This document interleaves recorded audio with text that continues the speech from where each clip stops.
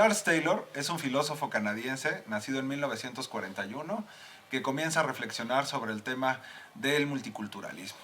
Y entonces se hace un debate muy interesante acerca de la nueva concepción sobre la idea del liberalismo, que concebía la idea de que nosotros, por el simple hecho de esforzarnos de la misma manera, íbamos a tener resultados similares.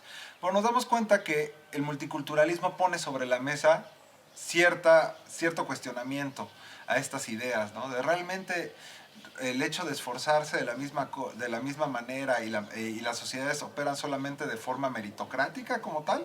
Entonces nosotros nos damos cuenta que hay cuestiones estructurales en nuestras distintas sociedades que terminan excluyendo a ciertos grupos sociales, a ciertos grupos culturales, ¿no? Que es sobre todo en lo que se enfoca el autor.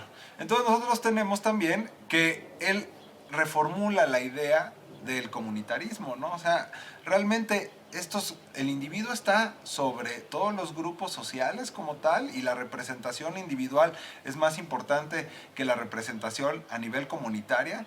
Y entonces, bueno, sus ideas han sido fundamentales porque han orientado también las políticas, específicamente, bueno, en Canadá, pero también específicamente en el caso de Quebec.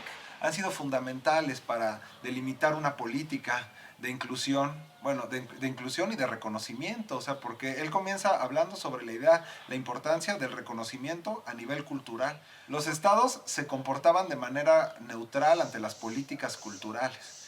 Y entonces lo que comienzan a hacer estos autores, estoy pensando un poco en Charles Taylor, estoy pensando en Kymlicka, sobre todo, y bueno, y ahora, por ejemplo, hay un autor que está enfocado al interculturalismo que se llama Bouchard, es replantear esta idea de realmente lo cultural no se le puede representar a partir de las instituciones estatales, y estos autores comienzan a repensar estas políticas a nivel de la neutralidad del Estado, no solamente a nivel cultural, sino también a nivel religioso. El hecho de que se represente del reconocimiento cultural de los distintos grupos, sobre todo, por ejemplo, a nivel de los migrantes o de los grupos indígenas, en el caso canadiense que él está pensando, o en el caso de México, los grupos indígenas, que es una variedad enorme, ¿no?, de grupos indígenas que nosotros tenemos, va a ser fundamental para establecer ciertas políticas específicas de reconocimiento. Y también otro grupo muy importante que se comienza a reconocer con políticas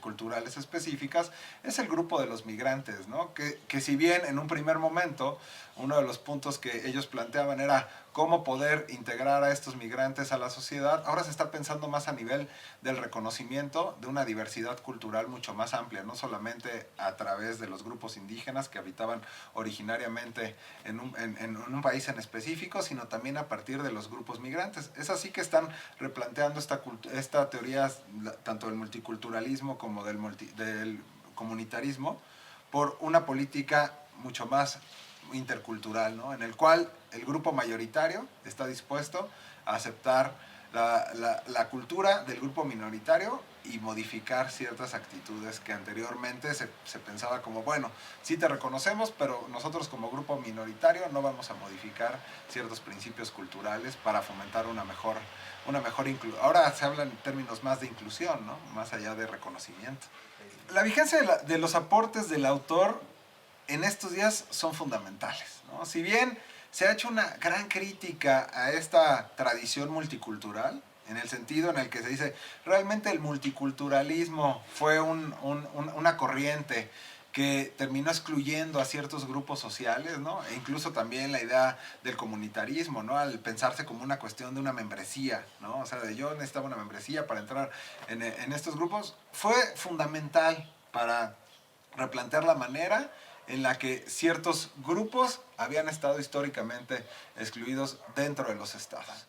Pero entonces, bueno, estos autores nos están sirviendo para analizar qué es lo que necesitan estos grupos sociales, ¿no? Cómo tenemos que acercarnos a estos grupos, entender cuáles son sus necesidades e impulsar una mayor cantidad de políticas para su reconocimiento. Entonces, bueno, son muchos los retos que hay que seguir estudiando, que hay que seguir tratando, pero estos autores, bueno, este autor como Charles Taylor pone las bases para seguir entendiendo esta posibilidad de un diálogo a nivel intercultural.